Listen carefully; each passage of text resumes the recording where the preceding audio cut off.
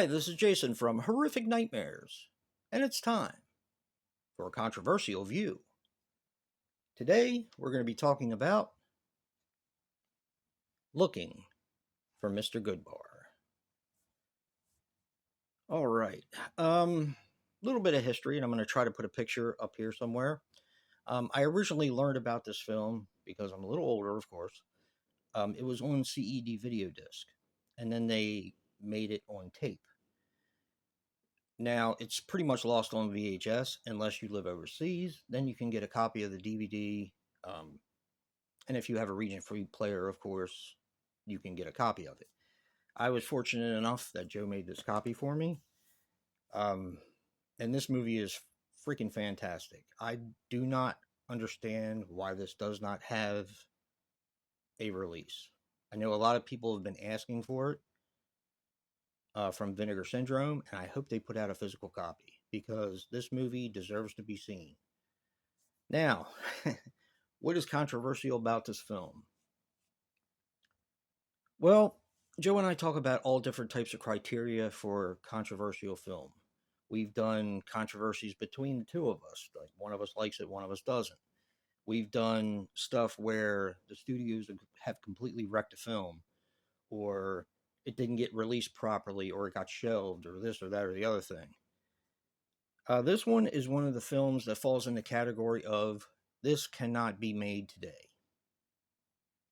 And it's a shame that we've come this far as human beings, and yet we still suppress so much. I mean, the big thing when I was younger was about censorship and not having things be censored. And now it's not that way anymore. Everyone's crying. All the cancel culture wants this taken away and that taken away and this taken away. I don't know.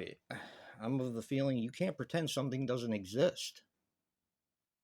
If you do, then you don't learn from it. So, enough with my soapbox. Like I said, this film could not be made today, and that's a shame.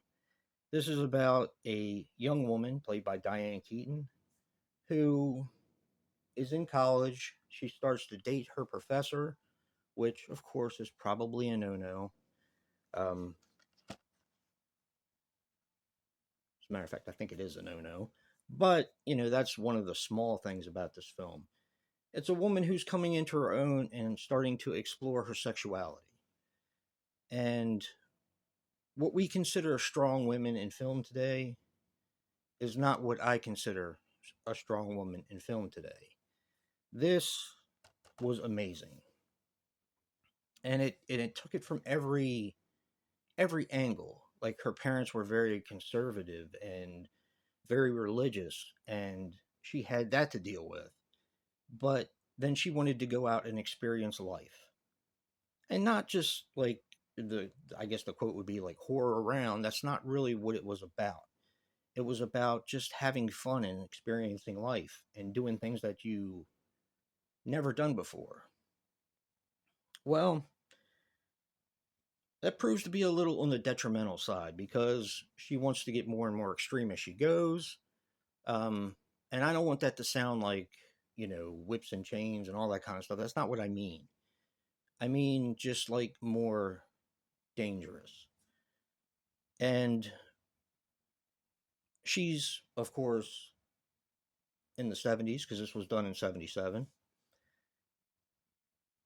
And things were very different back then. And she would go to the discos.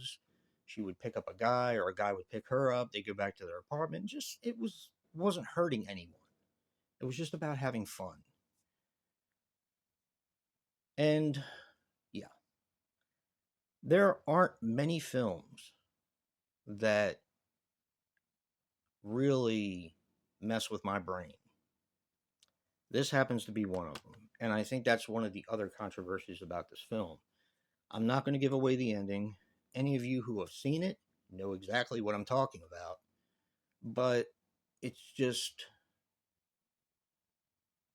this movie just blew me away. I literally just sat there for a while after just to take it all in. And to be honest with you, I haven't been able to stop thinking about it since Joe and I watched it. And I'm so glad it wasn't spoiled for us, which is why I'm not doing it for you guys. From something from 1977, which really doesn't get talked about a whole lot, unfortunately, not as much as it should anyway. To have that not be spoiled, especially something so different, something, yeah, it was just mind blowing. I'm glad that it wasn't spoiled for either Joe or myself, and I'm pretty sure he had the same reaction I did. I just didn't know what to say afterwards. It just, it blew me away. It really did. The whole movie blew me away because you're watching this person live her life and you're getting to know her a lot better than you do most people in film. A lot's divulged about her past and about her family, and it's just it's unbelievable. Now, of course, Diane Keaton. A few facts about it. Diane Keaton made two films in 1977, Annie Hall and Looking for Mr. Goodbar. Now, she won an Academy Award for Annie Hall, but was kind of snubbed for Looking for Mr. Goodbar, and I think that is a complete travesty. She was incredible in this film. Now, Tuesday Weld, who plays her big sister in this film, was up for an Academy Award for this film. And there's a whole lot of interesting cast that kind of got their big start in this film. This has Richard Gere in it. This has Tom Berenger. And the list just goes on and on of great people that are in this cast that make it such a visually stunning film. And this is not a short film. This is like 2 hours and 15 minutes long. And usually Joe and I, we kind of have the same idea about that sort of thing. We tend to stay away from movies that are a little bit longer. I don't know why. Maybe it's because we watch a lot of horror. We're used to getting in and out in a half an hour and just leaving it at that. But man, 2 hours and 15 minutes didn't seem like enough in this film. It's pretty amazing. And I understand why people are asking Vinegar Syndrome to put this out. It's a fantastic film. If there's any way you guys can see it, I definitely recommend it. It's probably in my top 10 favorite movies of all time. That includes horror, action, comedy, everything. And it might even be in my top 5. It's pretty strong. So check this out, and don't forget to check out Joe's controversial view for Looking for Mr. Goodbar. Physical media matters. And until next time, peace.